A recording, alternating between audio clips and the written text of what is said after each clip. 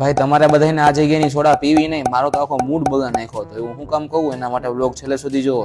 તો મિત્રો આજે અમે હવારમાં નીકળી ગયા રાજકોટ બાજુ, કેમ કે ત્યાં અમારે જવાનું હતું એક કામ પતાવવા. પણ એ કામ હું ને મને નથી ખબર. મને તો ખાલી ભાઈબંધને કીધું કે તું ગાડીમાં બેસી જા, એટલે બસ હું ગાડીમાં બેસી ગયો. લ્યો મને તો એમ હતું કે હું કામ હશે, ત્યાં તો ખબર પડી અહીંયા ડ્રાઇવિંગ લાયસન્સ નું કામ પતાવવા આવ્યા. સારું થયું રસ્તામાં કોઈ પોલીસ વાળા ન પકડા, બાકી અમારે બધાની પેટી પાડી દેતા ઓળવા આવી જાય.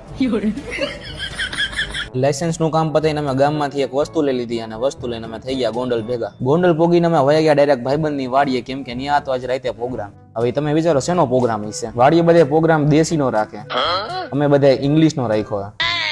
જમવાનું બીજું કઈ નહીં. આ જો આપણું રાતનું જમવાનું તૈયાર થઈ ગયું બનવાનું, એ પાછું એન્ટિક ટેકનોલોજી, આ ફૂલ મોડર્ન ટેકનોલોજી છે.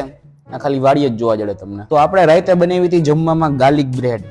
જોવો ને વાડીએ અમે ગાર્લિક બ્રેડ બનાવી હતી અને ભેગી થમ્સઅપ, અને બનાવવાનો માણસ આ. ખાઈ પીને વિચાર્યું કે આપણે સોડા પીએ, એટલે અમે આવડિયા સોડા પીધી. આ સોડા કોઈ હે યાર એક નંબર, બહુ મજા આવી.